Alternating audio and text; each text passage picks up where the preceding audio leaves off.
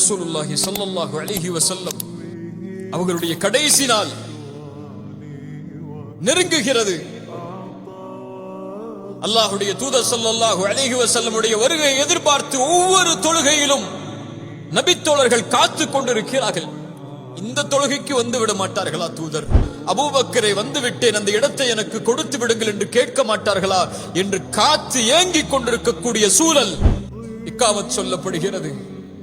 ஒவ்வொரு தொழுகையிலும் நபித்தோழர்களுடைய முகமெல்லாம் திரும்பி இருக்கும். ரசூல் ஸல்லல்லாஹு அலைஹி வஸல்லமுடைய வீட்டின் திரையை நோக்கி திறந்து விடாதா என்று ஃபஜ்ர் தொழுகை ஆரம்பமாகிறது. ரசூலுல்லாஹி ஸல்லல்லாஹு அலைஹி வஸல்லம் அவர்களுடைய வீட்டின் திரை அகலக்கூடிய சப்தத்தை நபித்தோழர்கள் கேட்கிறார்கள். கொஞ்சம் சலசலப்பாகிறது தொழுகை. அனஸ் இப்னு மாலிக் ரலியல்லாஹு அன்ஹு அவர்கள் சொல்கிறார்கள், அல்லாஹ்வுடைய தூதர் ஸல்லல்லாஹு அலைஹி வஸல்லம் திரையை அகற்றினார்கள். அகற்றி இந்த சமூகத்தை பார்த்தார்கள்.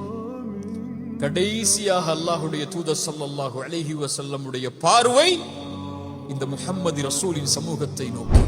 நபித்தோழர்கள் எல்லாம் தன் கட்டளையை ஏற்று அபூபக்கருடைய தலைமையில் தொழுது கொண்டிருக்கக்கூடிய காட்சியை அல்லாஹ்வுடைய தூதர் பார்க்கிறார்கள்.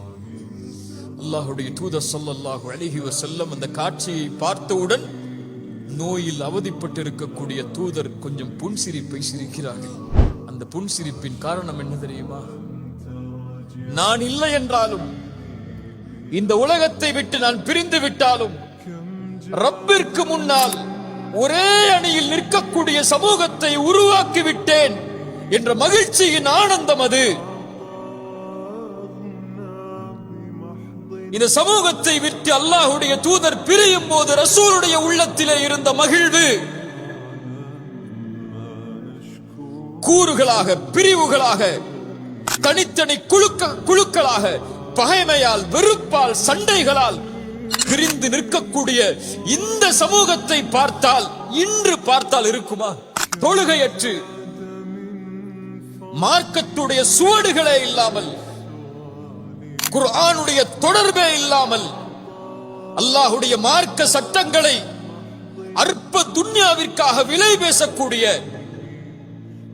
தன் சுயநலத்திற்காக, தன் சொந்த விருப்புகளுக்காக சமூகத்தை கூறு போட்டு பிரித்து நிற்கக்கூடிய இந்த காட்சியை அல்லாஹ்வுடைய தூதர் பார்த்தால் சிரிப்பார்களா?